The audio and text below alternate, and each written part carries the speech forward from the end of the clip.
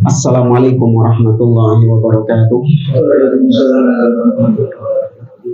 Innal hamdalillah nahmaduhu wa nasta'inuhu wa nastaghfiruh wa na'udzu billahi ta'ala min shururi anfusina wa min sayyiati a'malina.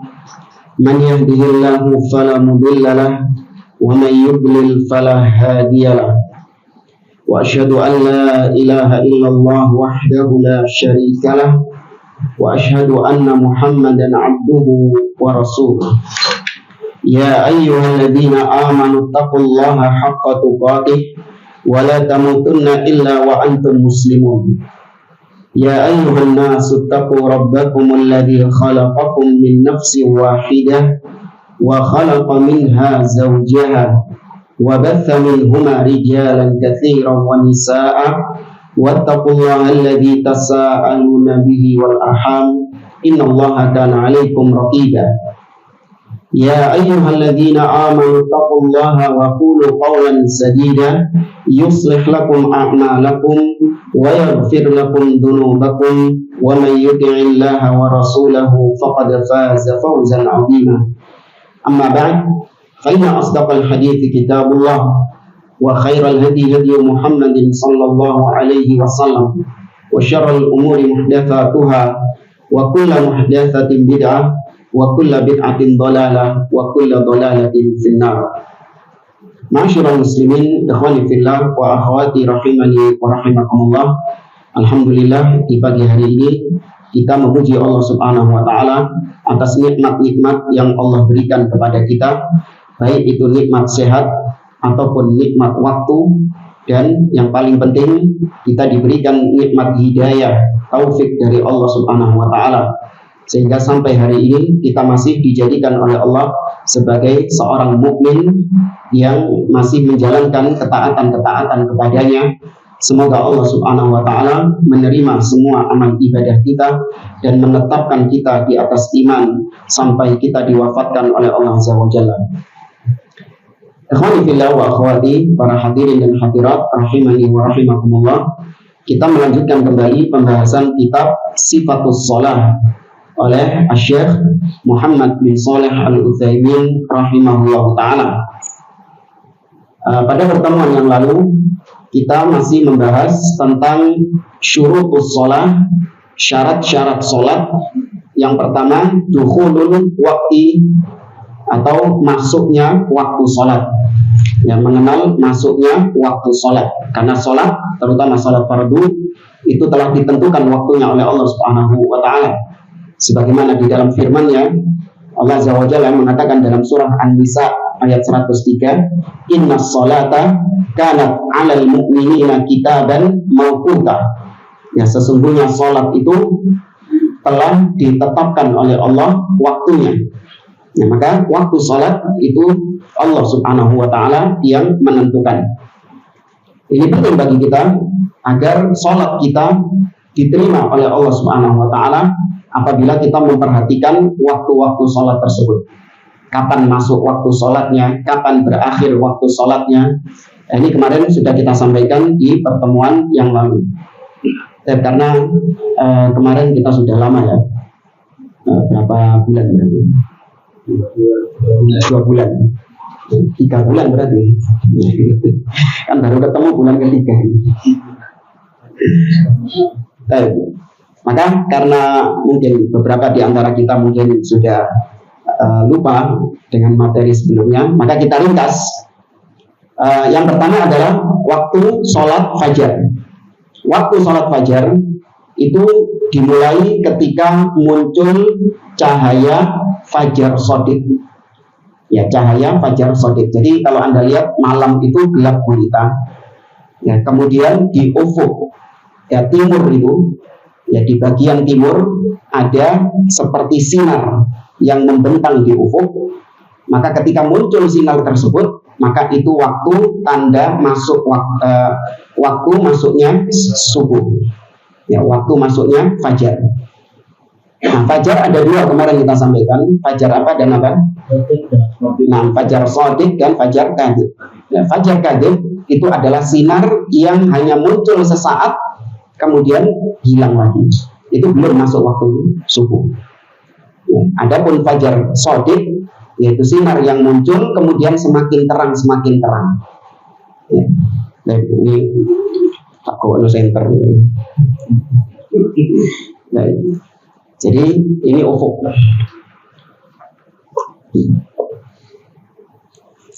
Nah, ini ufuk. Anda di sana di pinggir laut. Ya, Anda di pinggir laut. Nah, ketika mataharinya belum muncul, itu apanya dulu yang muncul? Sinarnya dulu yang muncul.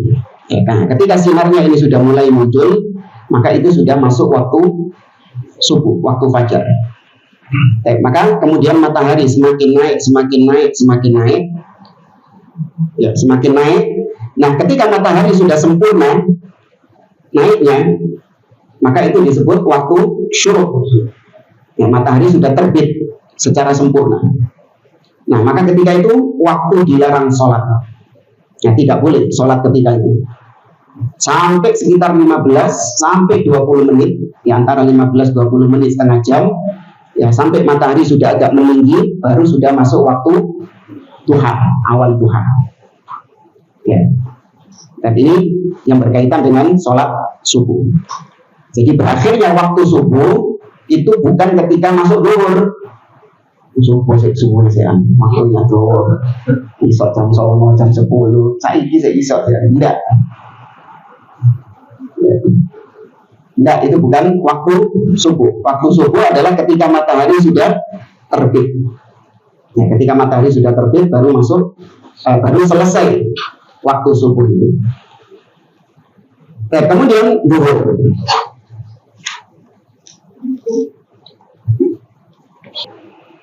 Nah, kemudian waktu duhur. Oke, itu bayangan ini. Ya, cilik tapi bayangan kalah. Nah, ini kelihatan. Nah, ketika waktu duhur, ya matahari tepat berada di atas benda, ini belum masuk waktu duhur. Baru ketika matahari tergelincir, nah, mulai tergelincirnya ini sudah masuk waktu duhur. Jadi kalau pas di tengah belum masuk waktu duhur. Waktu mulai tergelincir ke arah barat, itu baru masuk waktu duhur. Sampai kapan waktu duhur ini? Sampai tinggi bayangan sama dengan tinggi benda. Ini berapa senti? Nah, 20, 15 ya. Berarti bayangannya sekitar 15 cm. Nah, nggak perlu juga pakai meteran. Kontak waktu dulu. Usik kurang 1 cm, nggak usah lebay. Jadi kira-kira saja. Ini bayangannya sama seperti tinggi bendanya. Berarti selesai waktu duhur, masuk waktu asar. Ya, ketika tinggi bayangan sama dengan tinggi benda, masuk waktu asar. Kapan waktu asar berakhir? Waktu asar berakhir ketika matahari sudah mulai menguning. Ya, ketika matahari sudah mulai menguning, senja. Meskipun belum terbenam. Ya, ketika matahari sudah mulai menguning, maka itu sudah selesai waktu asar yang ikhtiyari. Ya.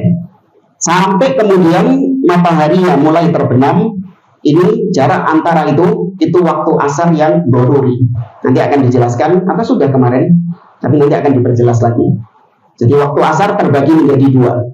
Ada waktu asar ikhtiyari yang pilihan, dan ada waktu asar yang ittirori yang memang terdesak. Dia masih waktu asar, tapi khusus bagi yang terdesak. Ya, kalau diperkirakan mungkin kalau sekarang asarnya jam 3, sekitar jam 3, jam 3 lebih 5, ya, anggap jam 3, ya, maghribnya jam 6, ya, maka mungkin sekitar jam 5-an itu selesai waktu asar. Nah, jam 5 sampai jam 6 itu waktu ittiror. Waktu ittiror ini adalah waktu terdesak. Ya, nanti akan diperjelas lagi oleh beliau. Nah, ketika matahari sudah mulai terbenam, maka ini masuk waktu maghrib. Ya, matahari sudah mulai terbenam, ini masuk waktu maghrib. Tapi meskipun mataharinya terbenam, tapi cahayanya masih apa? Masih ada, merah. Ya, cahaya maghrib itu kemerah-merahan. Ya kalau ini kuning tadi, waktu asar itu yang kedua itu menguning cahayanya. Tapi begitu waktu maghrib, yang matahari sudah terbenam, maka cahayanya itu merah. Itu berarti masuk waktu maghrib. Ketika cahaya merah ini hilang, ya, dan sudah mulai gelap semuanya, tidak ada cahaya merah, maka itu masuk waktu isya. Ya, masuk waktu isya. Sampai kapan waktu isya? Waktu isya itu sampai muntasofil lail, sampai pertengahan malam. Ya, jadi dibagi dua. Ya, dibagi dua antara malam itu. Malam itu dimulai ketika maghrib, bukan mulai isya. Ya, ketika maghrib sampai fajar itu dibagi dua. Kalau maghribnya sekarang anggap jam 6, kemudian subuhnya jam 4. Jam 4 lebih titik, jam 6 kurang sedikit. Anggap jam 6 pas, jam 4 pas. Berarti tengah malamnya jam berapa? Jam 11 ya. Ya, sekitar jam 11 itu batas terakhir waktu isya. Semua sholat subuh, zuhur, asar, maghrib itu lebih afdolnya itu dikerjakan di awal waktu, kecuali sholat isya. Nah, sholat isya itu lebih afdolnya dikerjakan di akhir waktu. Kalau jam 11 ya mungkin setengah 11 itu dikerjakan sholat isya. Bagi yang memang mampu mengerjakannya dan itu dilakukan secara berjamaah. Tapi kalau misalnya bertabrakan, Ustaz, gimana Ustaz? Pilihannya ada dua. Kalau kita sholat berjamaah, maka kita sholatnya di awal waktu. Tapi kalau kita sholatnya di tengah malam, kita nggak bisa dapat jamaah. Berarti kita sholat sendiri. Maka kemarin sudah kita sampaikan mana yang lebih didahulukan, sholat jamaahnya. Terus kapan kita bisa mengerjakan sunnah sholat isya di akhir waktu? Kalau memang kita tertinggal sholat berjamaah misalnya, kita mungkin lagi di jalan, ya kehujanan, macet, ya kan? Kemudian kita nggak mendapati ada masjid atau di sekitar kita, pokoknya kita nggak bisa turun lah. Atau mungkin kita di dalam kereta atau di dalam pesawat. Ya, maka yang seperti ini kita sudah ketinggalan sholat berjamaah di awal waktu. Maka bisa untuk kita mengerjakan sunnah ini, kita lakukan sholat isya di akhir waktu. Atau misalnya bagi para wanita, ya para wanita yang memang tidak diwajibkan sholat berjamaah di masjid, nah ini bisa untuk dia menjadikan atau mengambil sunnah ini, sholat isyaknya di akhir waktu. Namun sekali lagi tetap harus memperhatikan kemampuan. Ya, kalau memang dia nggak mampu, ya seperti misalnya dia hari itu sudah capek, lelah, letih karena pekerjaan dan dia harus segera istirahat, ya, nggak mampu dia nunggu sampai setengah 11. Nah, maka dia sholat di awal waktu. Ya, bahkan kalau dipaksakan itu nanti bisa menyebabkan dia tidurnya tengah malam, justru nanti subuhnya yang bablas.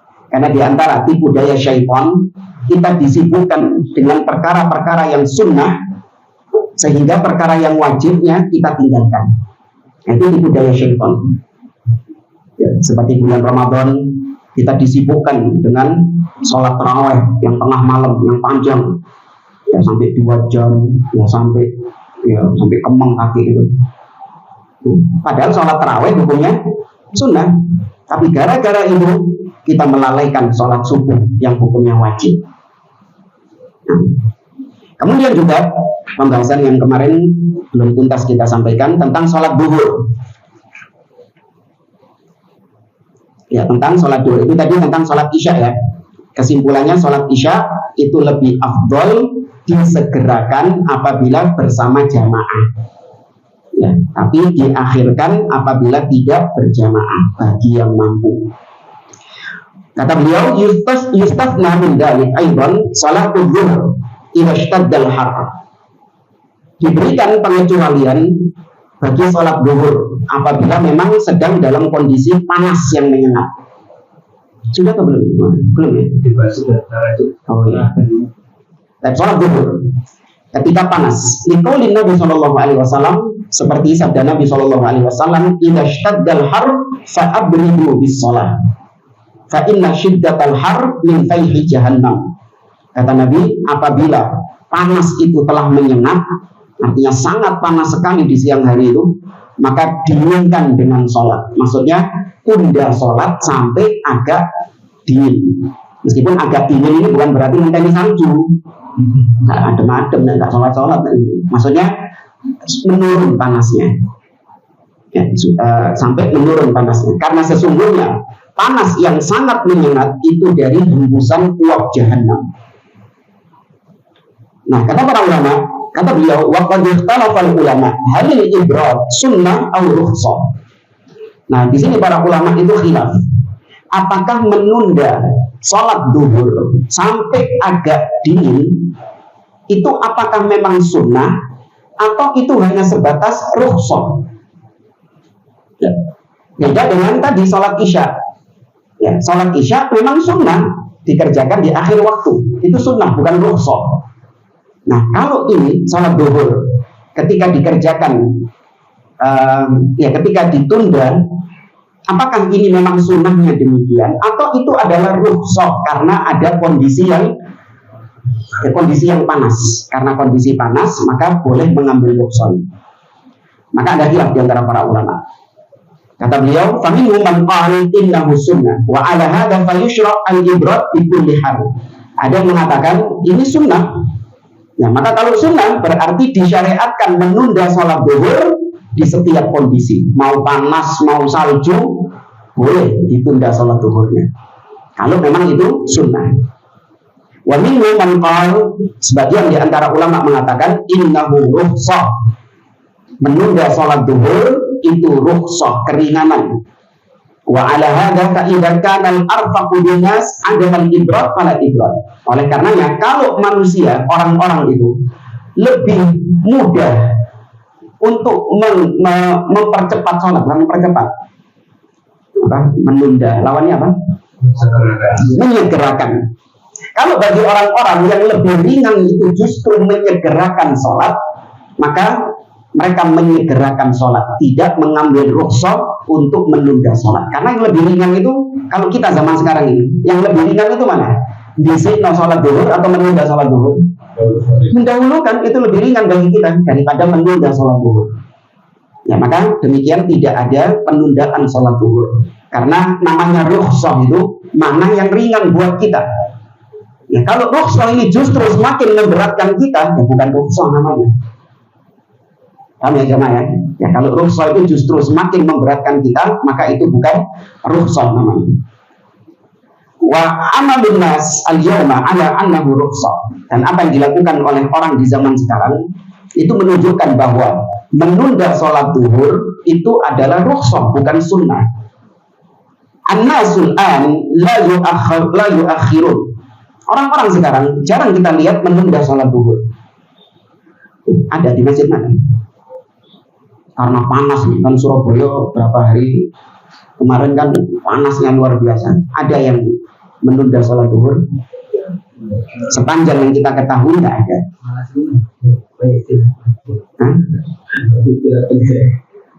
Ai la yubriduna bi sholati duhur. Mereka tidak menunda sholat duhur dengan alasan menunggu sampai agak dingin. Orang-orang sekarang ini yusalluna sholat duhur fi awali waktu sayfan wa syitaan. Orang-orang sekarang mereka sholat duhur di awal waktu, menyegerakan sholat duhur baik di musim panas ataupun musim dingin. Orang zaman sekarang ini. Wa hadza bina'an ala annahu rukhsah. Kenapa mereka seperti itu? Padahal ada hadis, ya, ada anjuran dari Nabi, ada rukhsah dari Nabi untuk menunda sholat duhur ketika panas. Padahal ada anjuran. Kenapa kok orang-orang sekarang nggak pakai rukhsah ini, nggak mengambil rukhsah ini? Karena justru orang sekarang yang lebih ringan buat mereka menyegerakan sholat duhur, bukan menunda sholat duhur. Wa annal maqsuda bil ibrad ar-rifqu bin nas. Tujuan Nabi SAW untuk menunda sholat duhur dahulu itu, yaitu untuk memudahkan manusia, agar manusia itu tidak kepanasan. Ya, agar manusia itu tidak kesulitan ketika berangkat sholat. Ya, antum kalau mungkin di Surabaya beda dengan panasnya di Arab ya. Kalau yang pernah tahu panasnya di Arab itu ditapuk. Wah, Iya, pernah tahu ya jemaah? Ketika kita luar biasa. Meskipun di sana itu enaknya itu nggak lembab. Jadi kalau kita niup berteduh, nah kalau kita berteduh di tempat yang nggak kena panas, jadi dingin, nggak panas. Nah, beda kalau di sini, ya kalau di sini masih yang niup, saya tetap kemeringat karena lembab, ya karena lembab. Kalau di sana enggak, ya, bahkan orang-orang itu di sana itu cuma bawa pakaian. Ya, selama umroh biasanya bawa pakaian cuma 2, 3, karena memang nggak kemeringat ya mas, kering di sana. Ya, tapi kalau sudah kena matahari, waduh, lebih nyelekit daripada mataharinya sih. Anda lihat di awan itu Anda lihat di langit itu nggak ada awan sama sekali. Kalau di sini kan masih ada ya, ketutup awan-awan sedikit lah. Tapi kalau di sana nggak nyentrong langsung. Dan maka Nabi ini untuk meringankan para sahabatnya dengan menunda sholat sampai mataharinya tidak nyelekit imam. Wan nasul an yaqulun, orang-orang sekarang ini mengatakan inna rifqa bila an nuqaddima sholat adzuhur. Yang lebih mudah bagi kita zaman sekarang ini adalah kita menyegerakan sholat zuhur. Li'annana law akharnaha wa ja'a tullab min madarisihim wa taghaddau lanamu an sholatil zuhur. Karena kata beliau, orang-orang sekarang berpikiran kalau kita ini menunda sholat zuhur, mungkin sampai jam 1, jam 2 kita baru sholat zuhur, ya kan? Kalau kita menunda sholat zuhur sampai jam 1, sampai jam 2, maka anak-anak yang pulang sekolah, mereka ketika pulang sekolah, mereka makan siang. Setelah makan siang, mereka ngapain? Tidur siang. Ketika mereka tidur siang, mereka terlewatkan dari sholat zuhur yang tadi jadwalnya jam 2 itu. Kalau ditunda sholat zuhurnya. Wa kadzalikal muwaddafun, demikian juga para pekerja-pekerja, law abradna faja'u min wadha'ifihim fataghaddaw namu an sholatil zuhur. Apabila para pekerja-pekerja itu mereka ditunda sholatnya, ya, kemudian mereka ketika siang mereka makan siang, kemudian mereka tidur dan mereka terlewatkan dari waktu zuhur. Idan fal tuqaddam sholatul zuhur hatta yusalluha. Maka karena kondisi manusia sekarang ini berbeda, apalagi sekarang masjid-masjid sudah ada apa ya? AC-nya. Jadi mau musim panas, musim dingin itu tidak merubah kondisi mereka. Nah, hatta yusalluha, sehingga mereka melaksanakan sholat zuhur di awal waktu. Cuma ba'da dzalik yakunul ghada wan nawmu ilal asri matalan. Ya, setelah mereka sholat zuhur, kemudian mereka makan siang, mereka tidur istirahat sampai datang waktu asar. Wa idza uridul ibrad fi sholatil zuhur fa innahu yu'akhirul adzan. Li'annahu thabata fi sahihil Bukhari an Abi Dzar qala. Kemudian menunda sholat zuhur itu juga maksudnya menunda adzan zuhur. Ya, jadi bukan cuma sholatnya tok yang ditunda, tapi adzannya juga ditunda. Sebagaimana datang riwayat dalam Sahih Bukhari dari Abu Dzar, kunna ma'an Nabi sallallahu alaihi wasallam fi safar. Kata Abu Dzar, kami pernah bersama Rasulullah sallallahu alaihi wasallam di suatu safar. Fa'aradal muadzin an yu'adzin. Maka kemudian muadzin ingin untuk mengumandangkan adzan. Faqala lahu abrid. Maka kata Nabi sallallahu alaihi wasallam, tunda dulu. Jadi saat muadzinnya disuruh menunda adzan, tunda dulu. Summa arada an yu'adzin. Kemudian setelah ditunda beberapa saat, ya, muadzinnya mau adzan lagi. Maka Nabi mengatakan lagi, abrid cek ngono. Ya, tunggu dulu, tunda dulu. Summa arada an yu'adzin. Lagi-lagi yang ketiga, muadzinnya mau adzan lagi. Faqala lahu, Nabi mengatakan abrid. Ya, tunggu dulu sampai mataharinya panasnya menurun. Ya, panas menurun bukan pakai panadol paracetamol, bukan. Dikira wong loro. Hatta sawab dillu at-tulula faqala Nabi sallallahu alaihi wasallam inna syiddatal har min fayhi jahannam. Sampai jarak jarak benda hampir mirip. sampai bayangan itu hampir mirip dengan tinggi benda. Berarti sudah mau masuk waktu apa? Asar. Ya, sampai sudah mau masuk waktu asar, baru Nabi SAW memerintahkan sholat seraya mengatakan inna syiddatal har min faihi jahannam. Ya, sesungguhnya panasnya dunia ini, panas yang menyengat yang kita rasakan itu dari hembusan neraka. Wa hadha yadullu ala anna al-ibrat yata'akhkhar wa laysa kama yaf'aluhu ba'dun nas yu'akhkhirul adhan nisfa sa'ah 'anil 'ada bal la yubrid hatta yakuna qariban min salatil asar. Ya, kesimpulannya di sini menunjukkan bahwa menunda waktu zuhur itu juga berarti menunda adzannya. Ya, tidak sebagaimana yang dilakukan oleh sebagian orang, ya adzannya tetap tapi sholatnya ditunda. Enggak, ini keliru. Berarti menunda sholat zuhur itu saat dan adanya juga, bahkan kata beliau sampai mendekati waktu asar. Ya, ini sekali lagi rukhsah, ya, keringanan. Kalau ada orang sekarang ini melakukan sholat zuhur misalnya sampai mendekati waktu asar karena tadi alasannya bukan karena malas, itu alasannya karena malas. Kan ada rukhsahnya. Kenapa kok nggak di awal waktu? Iya sih repot pakai kerjaan.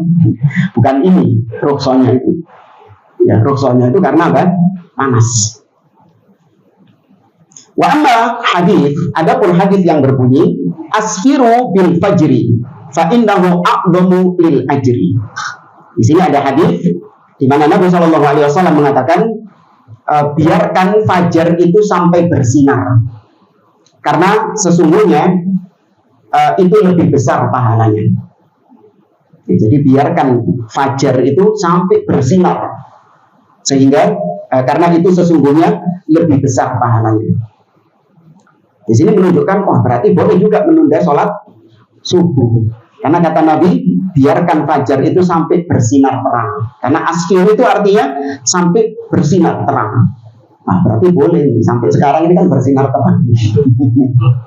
Karena itu kata Nabi, a'dhamul ajr, lebih besar pahalanya. Nah, ini bahayanya kalau kita langsung baca hadis, kemudian langsung mengambil kesimpulan hukum tanpa melihat bagaimana penjelasan dari para ulama dan tanpa menggabungkan dengan hadis-hadis yang lain. Fahada in sahha fal muradu bihi alla tusallu hatta yatabayyana as-safar wa yattadiha al-fajr. Kata beliau, kalaupun hadis ini diriwayatkan oleh Abu Dawud. Tapi di sini beliau tidak menjelaskan derajat hadisnya. Ala kulli hal, kata beliau, maksud daripada hadis ini yaitu Nabi melarang untuk melaksanakan sholat sampai jelas cahaya fajar itu tadi. Ya, sampai terang, maksudnya sampai jelas cahaya fajarnya itu, supaya seseorang itu tidak sholat sebelum waktunya. Jadi misalnya Anda di ufuk, Anda di pinggir pantai, kemudian di ujung sana itu, di ujung timur Anda melihat ada cahaya. Tapi cahaya itu sangat redup sekali. Dan bahkan Anda ragu, itu cahaya fajar apa kapan itu? Ya, saking redupnya itu, apa mercusuar? Ya, maka tunggu dulu sampai benar-benar cahaya itu semakin apa? Namanya fajar shodiq itu semakin apa tadi? Semakin terang. Nah, itu maksudnya semakin terang. Duduk jam 9, duduk jam 10, kebablasan padanya itu kan? Ya, itu supaya seseorang itu tidak kesusu sholat subuh. Wah, itu cahaya itu, sholat. Nah, tunggu dulu sampai terangnya itu benar-benar nyata. Karena kalau fajar kadib tadi kan awalnya terang, kemudian hilang cahayanya.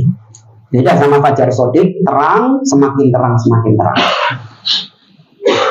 Wa kullul wasifina li salatin Nabi sallallahu alaihi wasallam yadhkuruna annahu salawatullah wa salamu alaihi kana yusalli subha bil ghalasin hatta kana yansarif min as-salati hina ya'rifu ar-rajulu jalisahu wa hadha yadullu ala mubadaratihi biha ma annahu kana yaqra'u bis-sittina ila al-mi'ah. Maka hadis tadi enggak boleh ditafsirkan kita menunda waktu sholat subuh sampai mataharinya terang, artinya kayak sekarang ini. Jangan dipahami seperti itu, karena kata beliau, semua ulama ketika menyebutkan tentang sholatnya Nabi SAW, ya mereka semua menyebutkan bahwa Nabi itu sholat subuhnya ketika gelap. Ya, bukan sekarang ini sudah terang, enggak. Nabi itu sholat subuhnya ketika kondisi masih gelap gulita. Sehingga tatkala selesai sholat, barulah orang-orang itu tahu siapa yang ada di sebelahnya. Ya, jadi orang itu baru tahu siapa orang di sebelahnya itu ketika selesai sholat subuh. Sebelum sholat subuh gak roh sopo sampai bumi. Berarti dalam kondisi apa? Gelap. Ya, dalam kondisi gelap. Dan Nabi Shallallahu Alaihi Wasallam itu ketika sholat subuh, beliau mengerjakannya di awal subuh, bukan di akhir subuh. Nabi membaca sekitar 60 sampai 100 ayat. Ya, di sholat subuh Nabi membaca sekitar 60 sampai 100 ayat. Kalau Al-Baqarah,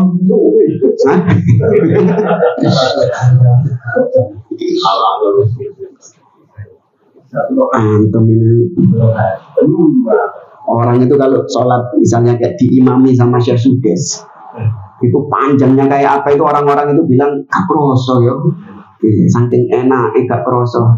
Ya apa nek diimami Rasulullah gitu, iya kan? Diimami Syekh Sudes saja kaproso masih doa enak gitu. Iya, kita biasa sholatnya diimami wong-wong ini. Nah, beliau kabeh bocahnya. Berarti kalau Al-Baqarah 60 ayat itu berapa halaman ini? 1, 2, 3, 4, 5, 6. Ya, sekitar 6 sampai 7 halaman. Itu 60 ayat. Kalau 100 ayat, ya 14-an ayat, 14 lembar. Ya. Kalau sahabat sing sambat tau. Ya. Fassalat anna salat al-fajri yusannu ta'jiluha. Maka yang betul, salat fajar, salat subuh itu sunnahnya disegerakan, bukan ditunda. Lakin yajibut tahaqquk min tulu'il fajr. Namun hadis tadi itu menegaskan bahwasanya kita ini harus memastikan dulu. Ya, maksudnya tadi dengan melihat Nabi memerintahkan untuk menunggu sampai fajar, sinar fajarnya itu agak terang. Ya, supaya kita tidak sholat subuh sebelum waktunya. Hadhil awqat allati waqatallahu sholata fiha arba'atun minha mutawaliyah la fasila bainal waqti wal waqti wa wahidun munfaridun la yattasilu bihi syai'un qablahu wa la syai'un ba'dahu. Kalau Anda inginkan 5 waktu sholat tadi, maka 4 waktu sholat itu berdempetan, sedangkan 1 terpisah. Ya, sedangkan 1 berdiri sendiri, tidak dempet dengan sholat sebelumnya dan juga tidak dempet dengan sholat setelahnya.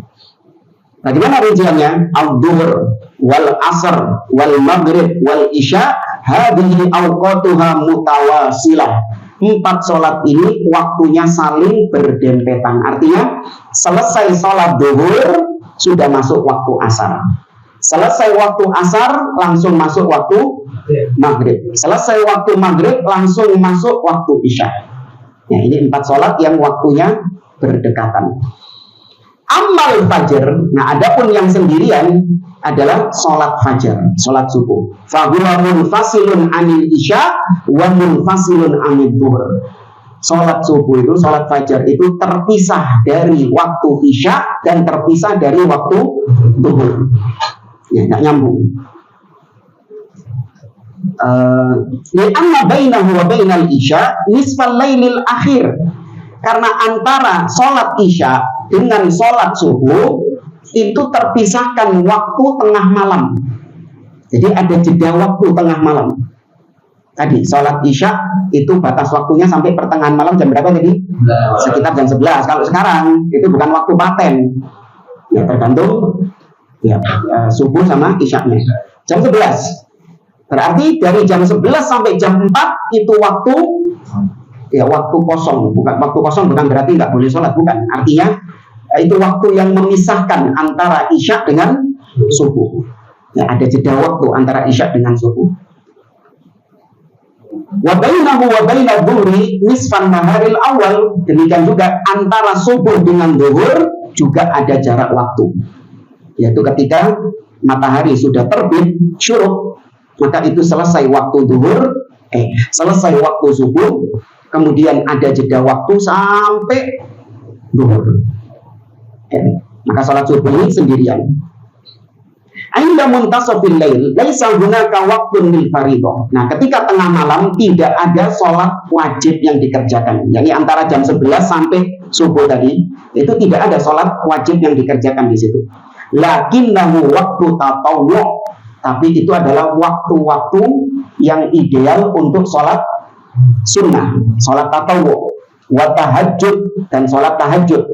Kama qala Nabi sallallahu alaihi wasallam, seperti sabda Nabi, ahabbus sholati ilallah sholatu Daud alaihi salam. Salat yang paling dicintai oleh Allah, maksudnya salat sunnah. Ya, salat sunnah yang paling dicintai oleh Allah adalah salatnya Nabi Daud alaihi salam. Bagaimana salatnya Nabi Daud? Kana yanamu nisfal lail wa yaqumu thuluthahu wa yanamu sudusahu. Kebiasaan Nabi Daud itu adalah beliau tidur sampai pertengahan malam. Ya, kemudian beliau bangun pada 1/3 malam dan beliau tidur lagi pada 1/6 malam terakhir. Ya, beliau tidur di 1/6 malam. Ya, apa ini pembagian waktunya? Nih, hitung di wilayah. Ya, hitung-hitung jamnya di sini.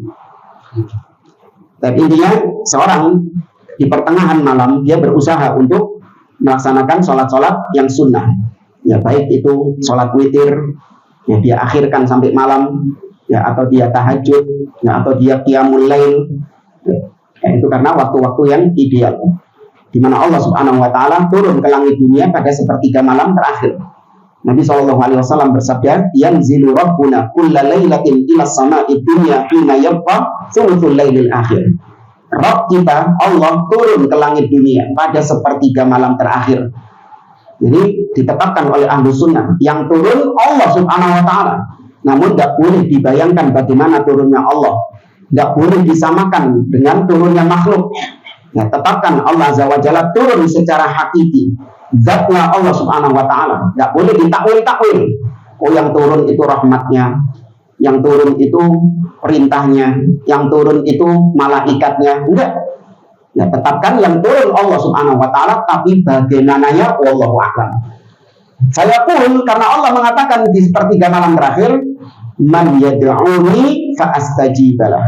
Barang siapa yang berdoa kepadaku, aku akan ijabahi doanya. Wa man yas'aluni fa u'tiyah. Barang siapa yang meminta kepadaku, aku akan berikan permintaannya. Wa man yastaghfiruni fa aghfirullah. Dan barang siapa yang beristighfar, minta ampun kepadaku, aku akan ampuni dosa-dosanya. Nggak usah dibayangkan, Ustaz, 1/3 malam terakhir itu kan terjadi terus selama 24 jam. Kan gitu kan? Selama 24 jam itu kan pasti ada bagian bumi yang mengalami 1/3 malam terakhir. Berarti Allah turun terus. Ya, itu akalmu itu. Karena kau sudah membayangkan Allah seperti siapa? Makhluk. Nah, itu makhluk itu yang keliling-keliling kayak gitu. Ya. Loh, terus gimana dong Allah? Ya, makanya itu pertanyaan gimana itu yang nggak boleh. Makanya Imam Malik mengatakan ketika ditanya bagaimana Allah di atas istawa, di atas arsy, Imam Malik mengatakan al-istiwa maklum. Ya, istiwanya Allah di atas arsy itu maklum, diketahui secara bahasa, secara makna diketahui. Istiwa artinya tinggi di atas. Wal kaifu majhul, tapi bagaimananya Allah di atas itu yang tidak kita ketahui. Oke.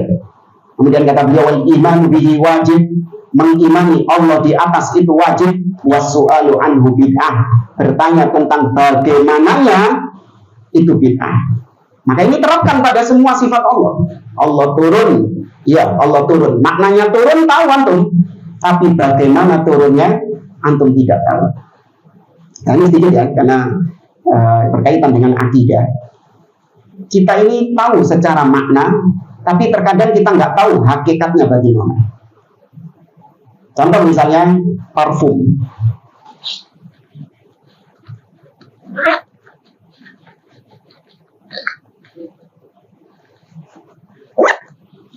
Parfum. Parfum ini sifatnya harum, wangi. Antum tahu nggak maknanya wangi itu apa? Masa nggak tahu? Kalau saya katakan ini baunya harum, wangi, masa antum nggak paham? Apa artinya wangi? Paham wangi itu apa? Lawan katanya apa? Busuk. Lawan katanya busuk. Antum paham? Tapi bagaimananya wanginya ini? Tahu nggak antum? Nggak tahu bagaimananya. Tidak bisa didefinisikan. Antum baru tahu bagaimananya parfum ini dengan salah satu dari 3 cara.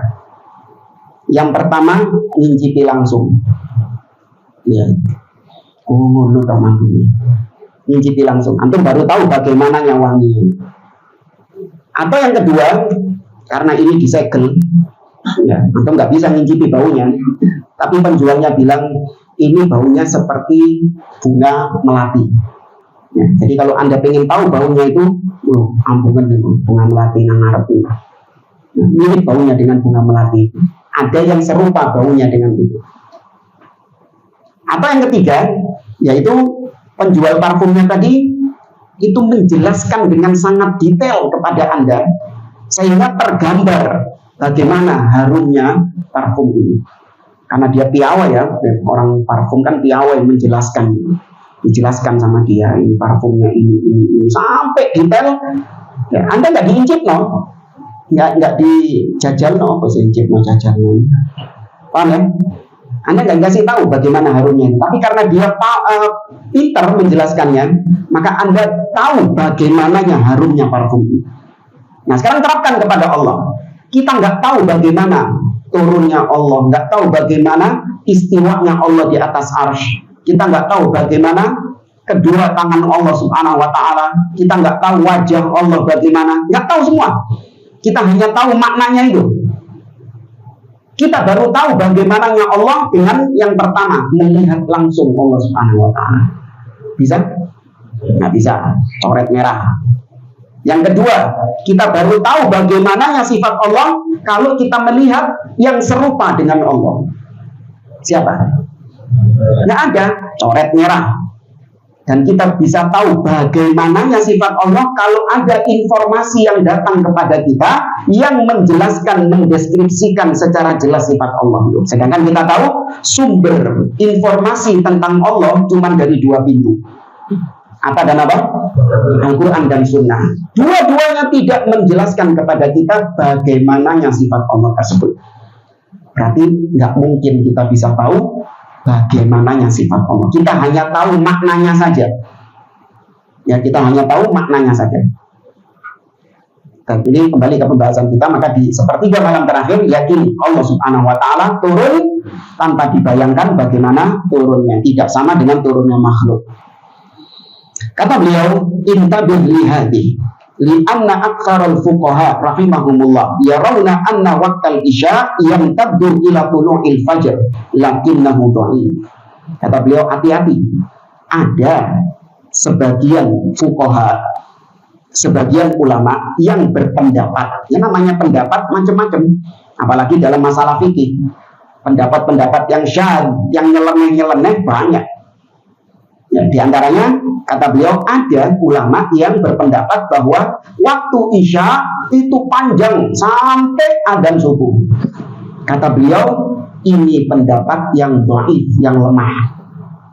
Ya, jadi nanti antum kalau mungkin dapat atau baca buku atau dengerin pengajian, ada ustadz yang menyampaikan bahwa sholat isya itu waktunya panjang sampai subuh. Maka ya Anda katakan ada pendapat seperti itu. Kita nggak mengingkari ada ulama yang berpendapat seperti itu, tapi itu pendapat yang dhaif, yang lemah. Ya. Maka nggak boleh kemudian kita ini sukanya cari-cari pendapat-pendapat yang lemah-lemah itu. Jadi antum eker-eker, ya pendapat ulama sing nyeleneh-nyeleneh itu digoleki. Mana yang cocok sama dia, dicekel ambil dia. Ini cocok kan. Nah, nemu misalnya pendapatnya Imam Abu Hanifah. Nah, dalam mazhab Hanafi itu disebutkan bahwa khamr yang haram itu yang terbuat dari anggur saja. Anggur saja. Adapun khamr yang tidak terbuat dari anggur, dari tape, dari ketan, ya, dari apa lagi? Legen, maka itu tidak haram. Ya, ada pendapat dalam mazhab Hanafi. Ya Pak, dipegang kan pendapatnya, cocok sama pendapat ini. Cari pendapat lagi, wah ini Imam Ibnu Hazm membolehkan musik, ini cocok kan dengan pendapat ini. Kata para ulama, man tatabba'a tazandaqa. Barang siapa yang mencari ketergelinciran ulama, digolek-golek ambil DE, kemudian dijadikan sebagai pegangan dalam beragama, maka orang seperti ini jadi zindik. Jadi zindik karena dia akan menundukkan agama sesuai dengan hawa nafsunya. Ya, dicari-cari pendapat ulama yang sesuai dengan hawa nafsunya. Padahal kita ini diperintahkan ngikut siapa? Ngikut ulama atau ngikut dalil? Ngikut dalil. Ulama wajar tergelincir. Kita kasih uzur kepada mereka. Mungkin belum sampai hadisnya kepada mereka. Nah, ketika Imam Abu Hanifah tadi berpendapat misalnya bahwa khamr yang haram itu hanya yang terbuat dari anggur. Ya, maka para ulama ngasih uzur, mungkin belum sampai hadisnya kepada beliau, di mana Nabi mengatakan, ya kullu muskirin khamrun wa kullu khamrin haram. Semua yang memabukkan itu khamr dan semua khamr itu haram. Mau dari tape, mau dari ketan, mau dari kurma, mau dari anggur, pokoknya kalau memabukkan itu disebut khamr. Mau diminum, mau dihirup, ya, mau diapakan lagi? Disuntik. Ya, mau diuntal, ditelan, ya, sama saja. Pokoknya semua yang memabukkan dari apapun bahannya yang menghilangkan akal, maka itu khamr dan semua khamr itu haram. Ya, maka kita husnudzon, mungkin belum sampai hadisnya kepada beliau. Maka pendapatnya tidak kita ambil, ya pendapatnya tidak kita ambil, orang yang kita kasih uzur. Kenapa? Karena dia ini secara asal masih di atas sunnah. Ya, secara asal dia masih di atas sunnah. Tapi kalau itu dari ahli bid'ah yang memang dia berangkat dari konsep yang ngawur, konsep yang keliru, ini nggak kita toleh sama sekali. Ngomong wae, ngoceh wae nggak kita toleh sama sekali. Karena dia sudah berangkat dari konsep yang salah.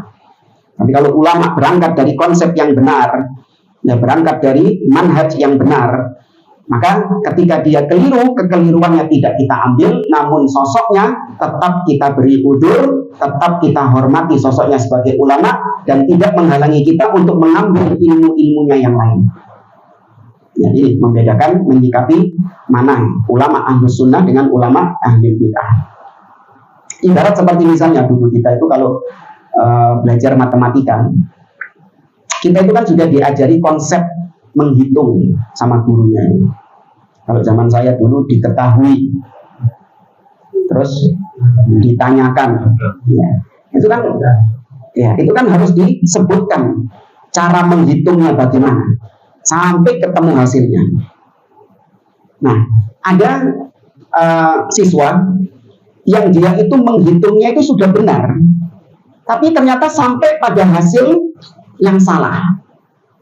Cara menghitungnya benar dia, tapi hasilnya salah. Kok bisa? Iya, ternyata ketika dia ngitung, karena cepatnya dia ngitung, ada angka 1, ya dikira itu angka, ada angka 1 kan biasanya seperti ini. Dikira angka 7. Ya, karena dia nulisnya kecepatan, ini kedawan. Nah, dikira angka 7. Atau misalnya angka 4, nah, seperti angka 9. Nah, dia nulisnya kecepatan, set, gitu, seperti angka 9. Maka kalau sudah salah dia melihatnya, maka ke bawahnya juga salah semua.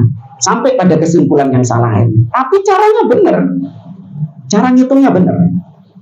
Maka yang seperti ini sama gurunya masih dikasih nilai sama separuh. Salah, tetap salah, dikasih pulpen merah. Salahnya itu tetap disalahkan, bukan terus dibenarkan, enggak. Tapi mengapresiasi gurunya. Dan masih diberi nilai. Tapi ada siswa lain yang jawabannya benar dia. Jawabannya benar. Tapi dia nggak pakai cara yang benar. Dengan apa? Kalkulator. Ada yang pakai kalkulator. Tepat jawabannya. Betul jawabannya.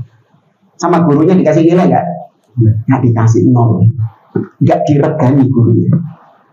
Nah, ini analogi ya, ulama ahlu sunnah dengan ulama ahli bid'ah. Ulama ahlu sunnah yang berangkat dari manhaj yang hak, kalaupun mereka salah, tetap kesalahannya itu kita katakan salah, namun sosok ulamanya kita berikan uzur dan kita hormati. Ya. Adapun ulama ahli bid'ah meskipun berkata benar tetap tidak kita hiraukan, tidak kita mengambil ilmu dari, karena dia berangkat dari konsep yang salah. Kata beliau ini keliru, salah. Walaysa fis sunnah ma yadullu alaihi. Ya, tidak ada di dalam sunnah yang menunjukkan bahwa sholat isya itu bisa ditunda sampai waktu subuh.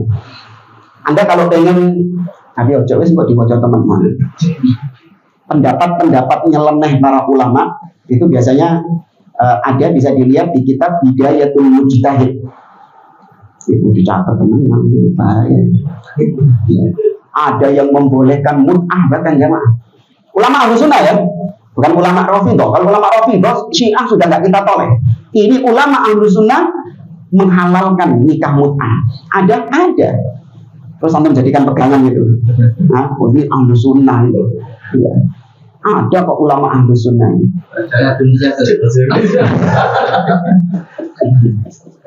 Bahaya ini. Ya, kalau cuma sekedar untuk pengetahuan saja nggak apa-apa. Tapi kalau sudah dijadikan sebagai pegangan, terus kalau dikritik sama orang, nah yang ditampilkan siapa? Ulama ini. Ente siapa? Ya kan? Ini ulama ini yang membolehkan nikah mut'ah ini. Dia ini hafal sekian hadis, ente hafalnya cuma puluh bid'atin dollar. Itu pun lihat laptop itu. Laptopnya habis baterainya, habis hafalannya. Biasanya gitu minyaknya ini. Ya, ini ulama ini, dia menghabiskan usianya untuk ilmu.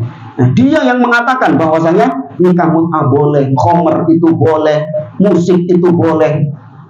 Ya, intinya siapa kok mengharamkan itu semua, sedangkan ulama membolehkan. Jadi dia nggak mau disalahkan. Jadi ulama ini cuma dijadikan apa sama dia? Tameng gitu. Ini arti nyalakno aku, ayo wani nggak nyalakno ulama ini? Nggak wani. Gitu. Nah, ini orang-orang zindik seperti ini. Dia itu akan mencari sesuai dengan hawa nafsu. Nah, pengalaman pribadi ya.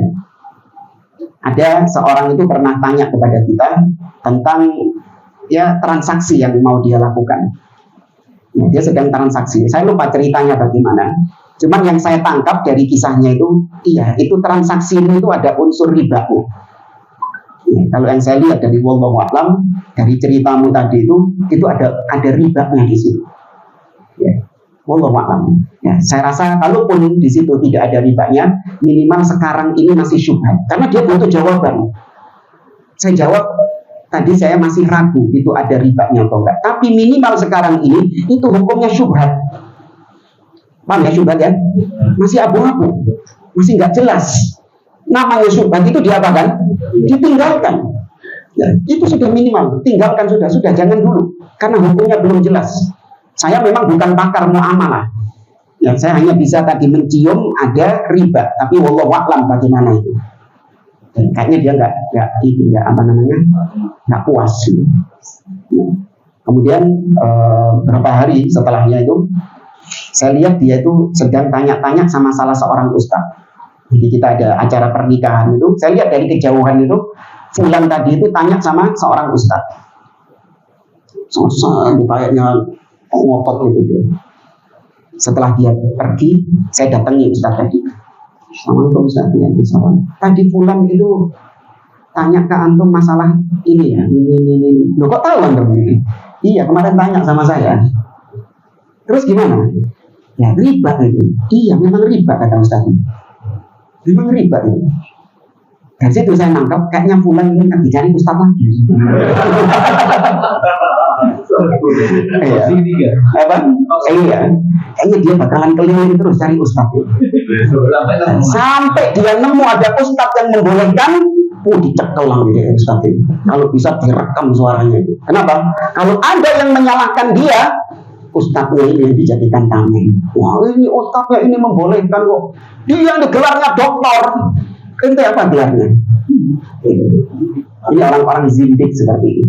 Disuruh ngikut dalil, malah cari pendapat-pendapat ustaz.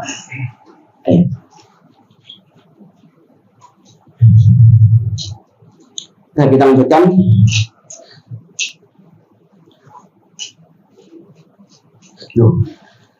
Nah, ini.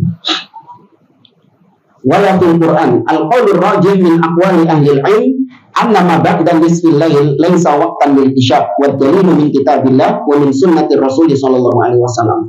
Maka yang rajih, yang betul, bahwasanya para ulama menyebutkan setelah melewati pertengahan malam maka itu sudah keluar dari waktu isya.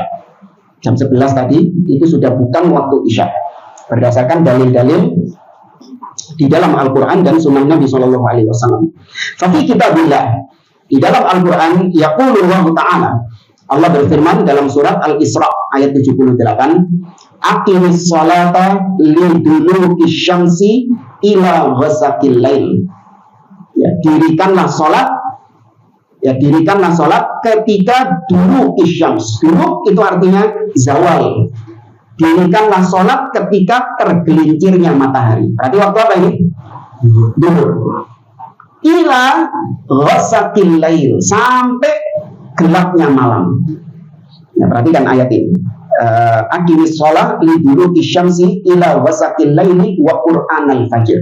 Inna qur'anal fajri kana masyhuda. Allah menyebutkan 3 waktu. Ini diantara dalil orang-orang yang mengatakan sholat itu cuma 3 waktu. Nah, ada pendapat sebagian orang yang memang malas sholat, dia itu malas sholat, tapi dia mengatakan sholat itu 3 waktu di dalam Al-Quran. Apa? Liduluki syams, yaitu sholat ketika tergelincirnya matahari. Duhur, ila ghasaqil lail, sampai gelapnya malam, yaitu sholat isya. Wa qur'anal fajr, dan sholat fajar. Jadi sholat itu cuma 3 saja, duhur, isya, sama subuh. Asar, maghrib gak ono, karena disebutkan Allah cuma 3. Ya, padahal kata para ulama, Allah Subhanahu wa Ta'ala itu menyebutkan secara umum. Karena tadi kita katakan sholat yang berdempet-dempetan itu ada berapa? Ada 4. Yaitu yang pertama tadi liduluki syams, sejak tergelincirnya matahari, duhur, ila ghasaqil lail, sampai malam, maksudnya isya. Maka ini sudah mencakup salat apa semestinya? Duhur, asar, maghrib, isya. Baru kemudian disendirikan wa qur'anal fajr, salat subuh. Karena salat subuh tadi kita katakan memang ijenan sendirian. Itu maknanya. Ya. Nah, di sini ada yang menarik kata beliau, yaitu kata-kata ghasaqil lail, sampai malam gelap gulita. Wa ghasaq al-lail ghayatu dhulmatihi. Yang disebut dengan ghasaqil lail itu adalah malam yang pekat. Ya, gelapnya itu gelap yang pekat. Wa asyaddu ma yakunu lail dhulmatan inda muntasafil lail. Kira-kira kalau malam yang pekat itu kapan? Tengah malam. Ya, tengah malam, karena kalau awal-awal waktu isya itu belum pekat malamnya, karena mataharinya masih apa? Belum jauh dari kita. Kan gitu kan? Waktu isya itu mataharinya itu sudah menjauh apa belum dari kita? Sama. Nggak ada bunder-bunder gitu ya. Nah, saus-saus antum pakai dipraktek no dhisik apa?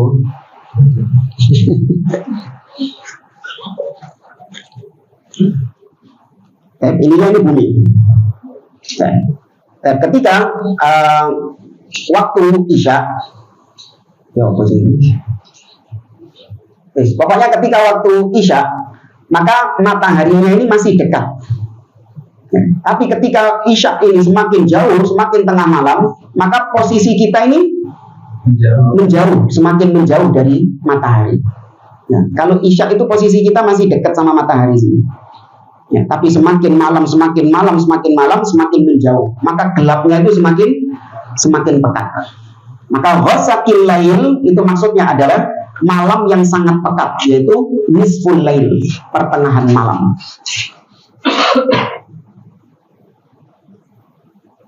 Kata beliau,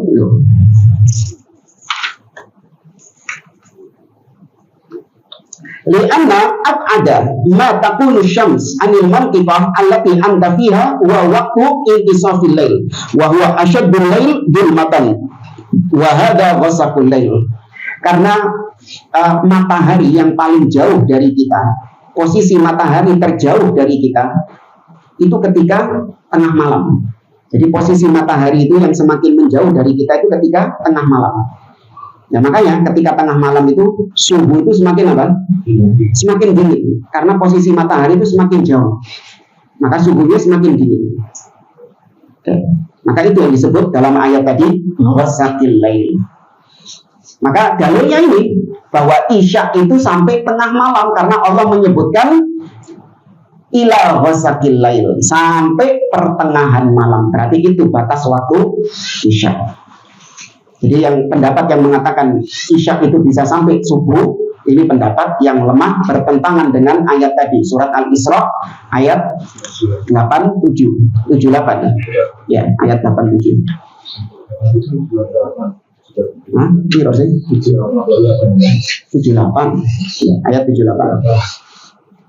Famin zawali syams ila wasaqil lail ja'alahu Allahu waqtan wahidan. Ini yang tadi kita sampaikan. Allah menyebutkan dengan satu waktu antara tergelincirnya matahari, maksudnya zuhur, sampai pertengahan malam. Allah sebutkan menjadi satu waktu, namun di dalamnya itu ada 4 sholat. Nah, karena 4 sholat tadi awqatun mutawaliyah, waktu sholat yang berdempetan. Mari zuhur langsung masuk asar, habis asar langsung masuk maghrib, habis maghrib langsung masuk waktu isya. Makanya dijadikan satu waktu oleh Allah. Kemudian baru terakhir wa Qur'anal fajr. Ya, dan Quran fajr. Yang dimaksud dengan Quran fajr itu adalah salat fajar. Kenapa Allah sebut dengan Quran? Li'annal qira'ah taqulu fiha. Karena ketika salat fajar itu Al-Quran lebih panjang dibaca daripada salat-salat yang lain. Ya, Al-Quran lebih banyak berapa ayat Nabi? 60 sampai 100 ayat. Ya, salat fajar. Al-muhim annahu fasala al-fajr amma qablahu wa lihada ja'a fi sunnah kama fi hadits Abdullah bin Amr ibn al-As radhiyallahu anhuma wa ghairihi mubayyinatan lidzalika tamaman. Dan ini dia menyebutkan tentang waktu-waktu salat. Kayaknya ini sudah pernah kita sampaikan ya, waktu sholat mulai tergelincirnya matahari, kemudian sampai tinggi bayangan sama dengan ya, tinggi bayangan sama dengan tinggi benda. Ini sudah nggak perlu kita ulang lagi. Baik, kurang berapa menit? Sampai kurang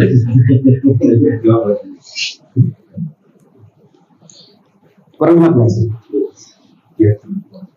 Jadi ini tadi yang kita janjikan itu waktu asar tadi ada 2. Waktu apa dan apa? Ikhtiyari dan ittirari. Ittirar. Ya, ittirar itu terdesak. Waktu pilihan dan waktu terdesak. Fa'inti hunaka fasil bainal asri wal maghrib li'annahu qala ma lam tasfarra asy-syamsu thumma qala waqtul maghrib ma lam yaghibi asy-syafaq wa baina isfirar asy-syams wa ghurubiha waqtul fasil. Kata beliau, salat asar itu ada jedanya. Antara salat asar dengan salat maghrib itu ada jedanya. Kata Nabi, salat asar itu sampai langit menguning. Itu batasnya. Meskipun mataharinya belum terbenam. Tapi kalau matahari atau langit itu sudah menguning, maka itu sudah selesai waktu asar. Apa bahasa kita senja itu kuning apa merah sih? Oranye. Oranye. Ya. Intinya ketika sudah menguning, itu sudah selesai waktu asar. Nah, baru kemudian ketika terbenam masuk waktu maghrib. Nah, berarti ada jeda antara selesainya waktu asar dengan dimulainya waktu maghrib. Maka jawabannya, hadal waktul fasil min waktil asr. Daliluhu qauluhu sallallahu alaihi wasallam. Waktu jeda antara asar dengan maghrib ini itu disampaikan oleh Nabi sallallahu alaihi wasallam dalam hadisnya, man adraka raq'atan minal asri qabla an taghruba syams faqad adrakal asr. Barang siapa yang mendapati 1 rakaat dari sholat asar sebelum terbenamnya matahari, maka dia telah mendapati waktu asar. Jadi kalau Anda lihat kok kayaknya ada tumpang tindih, bukan tumpang tindih, kontradiksi antara satu hadis dengan hadis yang lain. Di hadis tadi mengatakan waktu asar sampai matahari menguning. Tapi ternyata dalam hadis yang barusan kita baca, barang siapa yang masih mendapati satu rakaat sebelum terbenamnya matahari, dia masih mendapati sholat asar. Jadi misalnya ada orang yang sholat 1 menit sebelum adzan maghrib. Sebelum adzan maghrib dia sholat asar, Allahu Akbar. Ya, kemudian dia ruku, dia sujud, ya, dia bangkit rakaat kedua, adzan maghrib, Allahu Akbar, Allah. Jadi dia mendapati 1 rakaat dari waktu asar, maka dia sudah mendapati waktu asar. Artinya dia lanjutkan sholatnya. Nah, ini kok kayaknya ada kontradiksi, padahal nggak ada kontradiksi sebenarnya. Nah, dari sini para ulama menyebutkan bahwa ini yang disebut dengan ilal asri waktan. Sholat asar itu ada 2 waktu. Waktun ikhtiyari ila isfirari syams wa waktun doruri. Nah, ini kalau mau bahasa lebih enaknya lagi, bukan iktirari tapi doruri, waktu darurat. Ya. Jadi ada 2 waktu ikhtiar. Ikhtiar itu artinya bukan usaha ya. Kalau bahasa kita kan ikhtiar artinya usaha. Enggak, dalam bahasa Arab ikhtiar itu artinya pilihan. Ya, waktu pilihan. Sampai kapan? Sampai menguningnya matahari. Mataharinya itu kuning. Ini waktu ikhtiar. Adapun waktu yang doruri yang terdesak itu sampai terbenamnya matahari, adzan maghrib. Apa faedahnya kok dibagi 2 tadi? Kata beliau, faidatu hadza tahdid anna al-insan idza kana ahlan li wujubis shalah qabla an yatlu al-waqt lazimatu shalah wa idza zalat ahliyatuhu fi shalah qabla an yadkhul al-waqt wastamarra zawalul ahliyah ila khurujil waqt lam tajib alaihi shalah. Nah, kita ringkas gitu. Kalau ada orang yang dia itu masuk Islam, ya, masuk Islam ketika dia itu sebelum maghrib, 5 menit sebelum maghrib dia masuk Islam. Maka ketika itu dia sudah menjadi seorang mukallaf yang sudah terbebani dengan syariat. Maka ketika itu wajib sholat nggak dia? Wajib sholat asar. Karena ini waktu doruri. Ya, ini waktu doruri. Kemudian, atau kita berikan contohnya di sini aja. Imra'atun tahura minal haid ba'da ghurubis syams falaysa 'alaiha salatul dhuhri wal 'asr li'anna al-waqta qad kharaj. Ada seorang wanita yang suci dari haid setelah maghrib. Jadi dia itu baru suci dari haidnya itu setelah maghrib. Suci dari haid ini juga khilaf di antara para ulama. Apakah suci dari haid ini adalah dengan keluarnya putih, ya, keluarnya tanda putih, atau suci dari haid itu adalah dengan dia mandi? Ya, ini ada khilaf, karena apalagi berkaitan dengan rujuk ya.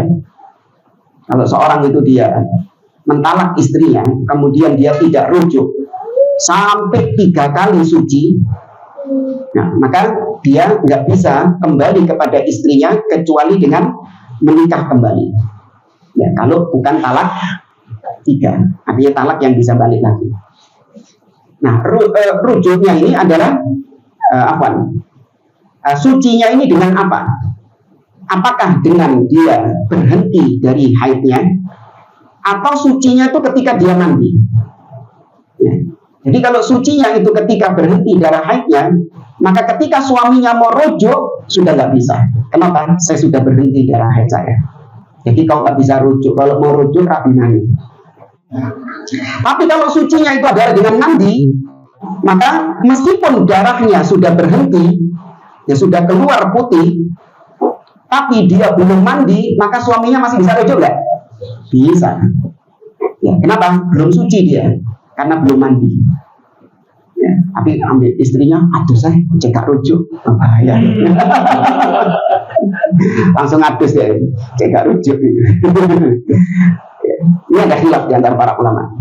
Nah, sama seperti ini, seorang wanita yang suci dari haidnya setelah terbenamnya matahari.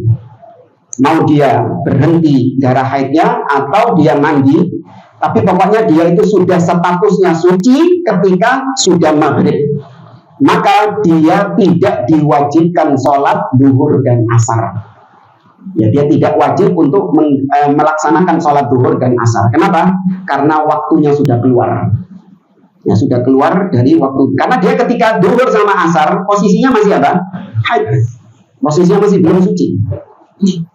Imra'atun hadat qabla zawal syams isa'an fala yalzamuha qada'u salatil duhr idza tahurat li'annahu zalat ahliyatuha qabla an yadkhulal waqt. Ada seorang wanita yang dia haid. Ya, haidnya itu sebelum duhur.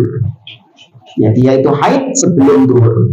Bahkan 1/4 jam sebelum duhur. Maka yang seperti ini dia tidak wajib untuk mengqadha salat duhurnya karena ketika itu dia sudah haid. Ya, maka dia nggak wajib melaksanakan salat duhur tersebut. Nah, kesimpulannya waktu doruri itu adalah waktu yang masih berlaku bagi orang-orang yang memang kondisinya darurat tadi. Ya, kondisinya memang mengharuskan dia itu sholat di waktu tersebut. Ya, orang baru masuk Islam tadi, atau orang yang baru suci, wanita yang baru suci, 5 menit sebelum maghrib. Ketika dia sudah suci 5 menit sebelum maghrib, maka dia masuk waktu asar yang doruri. Tetap sholat nggak? Tetap sholat. Ya, dia sudah kena beban sholat asar. Ya. Wahakada wa ala hada faqis kata beliau. Maka dari sini dikiaskan. Adapun seorang yang dia tidak ada udzur, ya, dia dalam kondisi kelapangan waktu, namun menunda-nunda sholat asar sampai menjelang maghrib, maka ini tidak sah sholatnya. Ya, tidak sah sholatnya karena tidak ada udzur dia. Memang malas dasarnya. Ya, apalagi udzurnya, apalagi disibukkan dengan perkara-perkara yang sia-sia. Ya, dan sebagian anak-anak muda itu menunda-nunda sholat asar karena lagi asyik main game misalnya, sampai keluar dari batas waktu yang ikhtiari tadi. Maka seperti ini dikhawatirkan sholatnya tidak sah, kecuali kalau memang dia belum sampai ilmu kepadanya, mungkin masih diberi udzur karena dia jahil. Tapi yang sudah tahu harus dia melaksanakan sholat asar di waktu yang pertama, bukan waktu yang kedua. Ya, kecuali waktu kedua ini apa ya istilahnya? Kalau bisa kita katakan injury time. Ya, injury time. Jadi waktu-waktu yang dia tetap dikatakan waktu sholat asar, tapi khusus bagi orang-orang yang memang di sana terdesak. Jamaah rahimani wa rahmakumullah, saya berhenti sampai sini. Kalau ada yang mau ditanyakan silakan. Ibu-ibu kalau ada yang mau ditanyakan bisa pakai kertas. Ya. Kalau misalnya pas waktu duhur itu pas lagi ada acara rapat, bukan tuh rapat dalam sebuah rapat dosen lah. Jadi kan ada sebuah acara dosen yang dari jam 9 sampai selesai, dan kata-kata sampai ibu dari sampai selesai. Nah, pas jam 11, karena kan biasanya jam 12 itu baru istirahat kalau di kita. Ya jam 11 lebih ya sudah duhur. Itu sebaiknya kita sholat atau kita tetap ikut rapat. Iya. Kalau rapat-rapat yang sekiranya bisa kita tinggalkan, artinya kalaupun kita tinggalkan maka tidak ada dampak yang besar. Ya, apakah kalau kita tinggalkan bumi ini akan hancur misalnya, ada nyawa yang melayang? Tentu tidak. Ya, maka mungkin kita diberi peringatan. Kita sampaikan alasannya, bahwasanya kita mengerjakan sholat di awal waktu, izin dengan cara yang baik. Saya mau izin melaksanakan sholat. Kalau bisa diajak semua sholatnya, rapatnya diberhentikan dulu, kita melaksanakan sholat. Setelah sholat kita rapat lagi. Ya, kalau bisa. Kecuali kalau memang nggak bisa meninggalkan pekerjaan tersebut, seperti dokter yang sedang mengoperasi pasien. Ini lagi operasi. Allahu Akbar, Allahu Akbar. Sholat. Ditinggal pasien. Ya apa balik-balik? Bukan pasiennya saya. Berangkat pesan pasiennya. Nah seperti ini, iya ada nyawa yang melayang di situ. Maka mau nggak mau dia menunda waktu sholat ini, karena nggak bisa ditinggal mengoperasi pasien ini. Atau misalnya pilot yang sedang menerbangkan pesawatnya. Pilot menerbangkan pesawatnya, dia dapati, wah ini kalau di wilayah terbang saya sudah masuk waktu zuhur, boleh ngecek turun gitu. Ya. Atau misalnya pilot sedang dalam kondisi yang mencekam, ya di mana dia turbulence, ya di mana dia kehilangan kontak dengan menara pemantau gitu, dalam kondisi yang mendesak, pramugarinya bilang, kapten sekarang waktu sholat gitu misalnya. Nah, ini boleh ditunda karena waktunya karena itu kondisi-kondisi yang darurat yang mengancam. Tapi kalau rapat-rapat seperti tadi, ya maka kalaupun nggak bisa ditinggal untuk sholat, maka boleh menunda sholat berjamaah bersama anggota rapat tadi. Paham ya? Jadi anggota rapat ini tadi sama-sama sepakat sholat zuhur kita tunda sampai selesai rapat. Ya, ini masih diperbolehkan. Kan dalam rapat itu kan kadang-kadang kita juga sebagai presenter sedang memaparkan materi. Ya. Kalau kita berhenti kan jadi separuh materi kita kan berhenti. Nah itu kan kadang-kadang justru itu membuat yang lain bisa jadi kayak menunggu lagi. Itu bagaimana Ustaz? Karena saya pernah tanya sama Ustaz juga, selama memang kita lagi bekerja, dan itu dalam hal jam kerja, dimana kita digaji berdasarkan jam kerja, dimana kita punya kedekatan kontrak dengan sebuah institusi yang digaji berdasarkan dari jumlah jam kerja kita. Sehingga kalau kita berhenti pada saat kita bekerja, itu sebenarnya harus kita izin dulu sama pemilik pekerjaan. Karena kalau memang dia ridho, ikhlas, baru kita boleh keluar. Kalau nggak ridho, itu kita ikuti sampai selesai. Jadi itu yang saya pernah dengar dari kita. ya ada sisi benarnya juga, cuman nggak secara mutlak. Kalau dimutlakkan demikian, artinya bagaimana kalau sholat Jumat? Karena kita dapati ada kantor-kantor yang melarang pegawainya untuk melaksanakan sholat Jumat. Apakah dengan alasan profesionalisme dalam bekerja, kemudian kita tinggalkan sholat Jumat karena bos nggak ridho, kita harus profesional, kita digaji, kita dikontrak. Ya, maka kalaupun kita melaksanakan sholat tersebut menyebabkan gaji kita dipotong sama bosnya, nggak apa-apa. Itu memang kos biaya yang harus kita keluarkan demi pengorbanan kita menjalankan menjalankan agama. Ya, jadi ada pengorbanan yang kita keluarkan di situ. Konsekuensinya demikian, terima sudah, nggak apa-apa. Silakan Anda potong gaji saya, nggak apa-apa. Yang penting saya bisa melaksanakan ibadah kepada Allah Subhanahu wa Ta'ala. Nggak masalah. Jika kemarin di bulan-bulan Desember itu banyak sebagian kawan-kawan itu tanya tentang hukum mengenakan atribut-atribut Natal, dan itu dipaksa sama bosnya. Kalau enggak, itu bahkan bisa sampai terancam tidak digaji. Ada sebenarnya nggak mungkin nggak digaji, nggak berani, takut dilaporkan ke disnaker.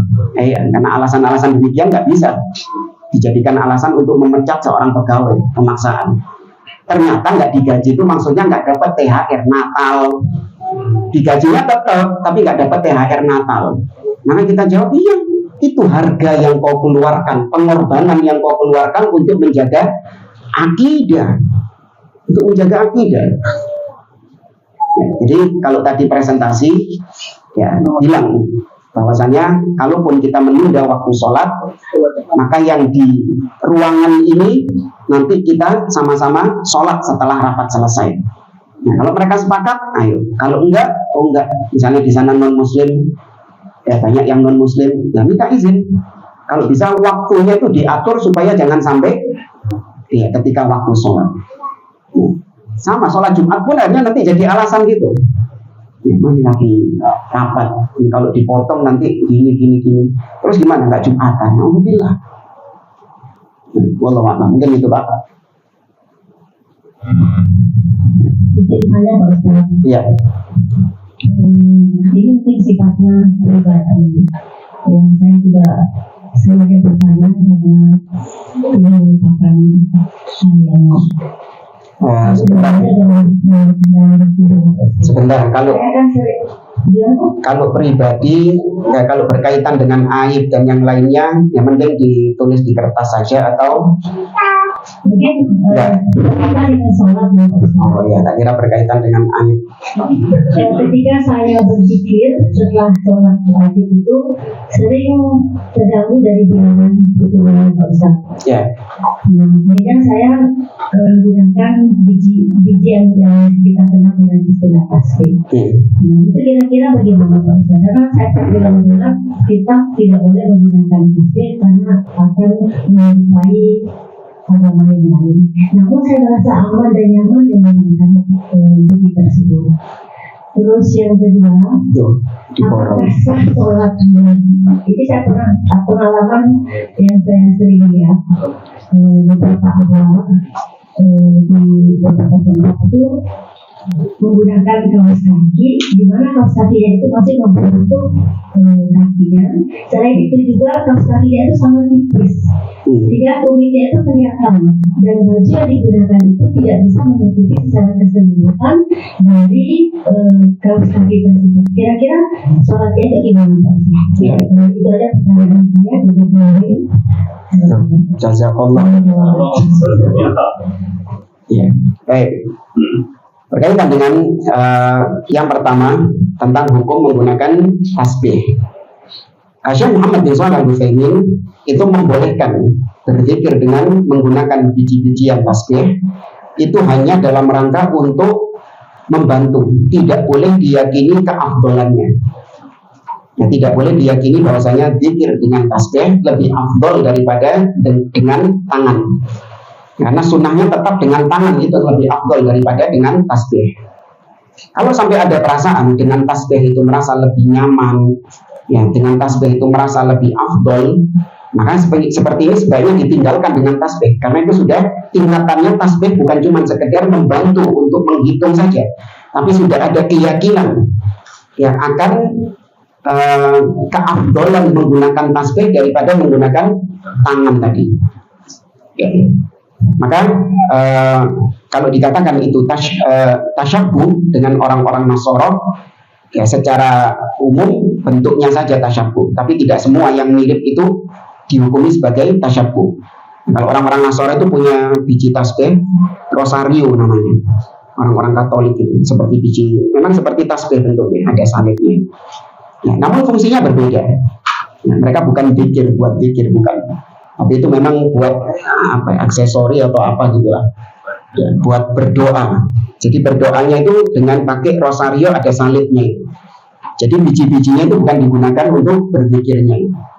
Dan ala kulli hal, sekali lagi zikir diperbolehkan hanya sebatas untuk menghitung saja, bukan untuk dianggap lebih afdol daripada menggunakan tangan. Dan itu pun juga ketika waktu sholat saja. Nggak perlu kemudian jalan-jalan bawa tasbih. Nah ini sudah di luar waktu sholat. Ngapain dihitung kalau di jalan-jalan? Yang namanya zikir di jalan itu harusnya apa? Mutlak. Yang mau subhanallah berapa kali, alhamdulillah berapa kali, la ilaha illallah, sholawat berapa kali, terserah. Justru jadi bid'ah kalau misalnya ditentukan bilangannya sekian-sekian dengan tasbih. Ya, maka tasbih hanya ketika zikir yang ada bilangannya, yaitu selesai sholat, ya subhanallah 33, alhamdulillah 33, Allahu Akbar 33. Nasihat saya yang kedua juga, kalau Anda itu lupa dengan bilangan zikir ketika menggunakan tangan, maka sebagaimana lupa ketika sholat, Nabi mengatakan falyataharra bis shawab, maka hendaklah dia mengambil bilangan yang mendekati kebenaran. Ya, hendaklah dia mengambil bilangan yang mendekati kebenaran. Ya, seperti misalnya ketika dia berzikir dengan tangan, dia sampai di jari telunjuk atau di jari tengah, maka dia kira-kira bilangan yang ketika sampai di jari tengah itu bilangan berapa. Sudah, ambil di situ, nggak masalah. Kemudian lanjutkan zikir Anda. Ya, jadi kalau Anda bingung dengan jumlah bilangan karena nggak pakai tasbih, ini untuk membiasakan Anda dengan menggunakan tangan, yaitu kata Nabi, "Falyataharra as-shawab." hendaklah dia berusaha untuk mencari bilangan yang lebih dekat dengan kebenaran tadi. Seperti kita kalau sholat lupa rakaat, ya, maka apakah berhenti sholatnya? Enggak. Atau sholatnya pakai alat penghitung? Enggak juga. Maka kita ambil mana yang lebih dekat dengan kebenaran. Baru kemudian kita sempurnakan sholat kita dan kita tutup dengan sujud sahwi. Nah, kemudian yang kedua berkaitan dengan seorang muslimah yang sholat namun terbuka auratnya, maka ini tidak sah. Nah, ada pembahasan nanti tentang masalah aurat di dalam sholat. Namun kita nggak bisa mengatakan sholatnya tidak sah secara mutlak. Bisa jadi orang yang melakukannya itu jahil terhadap hukum sholat, ya, atau bisa jadi dia ada syubhat di mana dia hanya mendapatkan informasi yang penting tertutup. Nah, yang penting tertutup saja, maka dia pakai kaos kaki yang nerawang, ya, atau dia ujung pakaiannya itu masih cingkrang lah istilahnya, ya, ujung pakaiannya, gamisnya, mukenanya si akhwat ini masih cingkrang misalnya, ya, mungkin belum sampai ilmu kepadanya, maka diajarkan, ya, diajarkan. Tapi kalau dia memang sengaja menganggap bahwasanya bagian kaki itu bukan termasuk aurat dengan keyakinannya seperti itu, maka ini tidak sah sholatnya. Wallahu a'lam.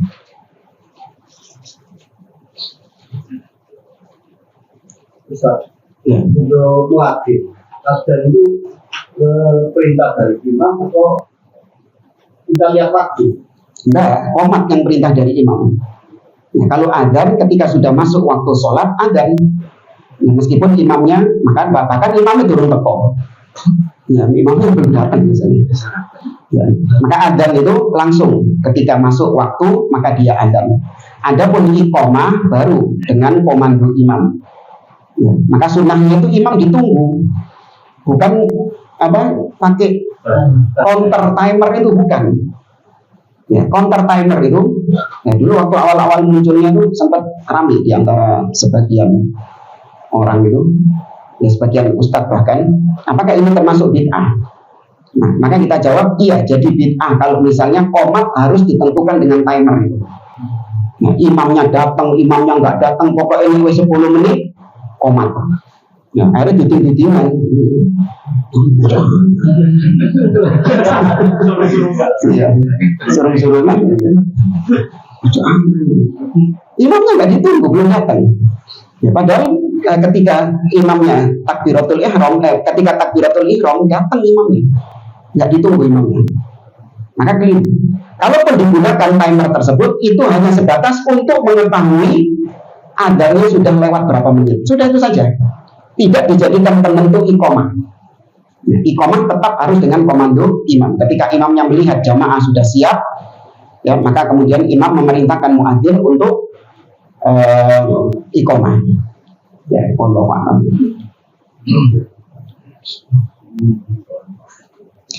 Saya kira ini. Saya penasaran. Saya pernah lihat di jalan raya itu ada laki-laki pakai celana pendek, kelihatan lututnya, kemudian istrinya lutut rapat, benar-benar sapi. Ketika saya lewat, saya menyapa dengan sopan, saya bertanya, Bapak, apakah kok tidak menggunakan celana yang menutupi lutut? Kenapa kok pakai celana yang pendek seperti itu? Kasihan lututnya sudah menutup aurat dengan baik. Sudah jauh ini, Pak, laki-laki untuk aurat dan lutut pada pusat itu pas sholat saja. Kalau pas lagi ini nggak apa-apa. Pak, saya terus mau ajak debat, sebenarnya dia sudah emosi, ya saya juga. Kira-kira dapat juga. Itu syubhat. Jadi dia menganggap bahwasanya aurat itu hanya sebatas yang ya waktu sholat saja. Adapun di luar sholat maka bebas. Ya, maka harusnya bilang juga istrinya harusnya terbuka saja, Pak. Iya, ditutup ketika waktu sholat saja. Ya, dibalikkan itu saja. Nah, ini kasus yang sama juga waktu itu tentang tato. Ya, ada sebagian kawan kita itu ketika pakai tato, Dia bilang tato itu nggak haram, yang haram itu kalau natonya di tempat wudhu. Ya kayak misalnya di lengan sini, ini kan area wudhu. Ya, itu yang nggak boleh. Tapi kalau tatonya di sini, tatonya di punggung, ini kan bukan area wudhu. Ya, maka kita jawab. Nah terus kalau junub gimana mandinya? Ya, kan harus semua. Tapi yang model kayak gitu itu banyak. Kalau Anda lihat, kalau di Indonesia mungkin jarang ya, istrinya itu pakaian yang syar'i tapi suaminya kayak itu. Itu kalau di Arab sana banyak. Ya, di Arab sana banyak. Kita lihat suaminya itu, wah, tampilannya metal. Tapi istrinya itu benar-benar tertutup syar'i. Ya, artinya laki-laki di sana itu masih benar-benar memiliki rasa cemburu. Dia nggak mau kecantikan istrinya ini dilihat sama orang-orang, dinikmati sama orang-orang. Meskipun dia belum sempurna, tapi dia itu cemburu kalau kecantikan istrinya itu dinikmati sama laki-laki di luar sana.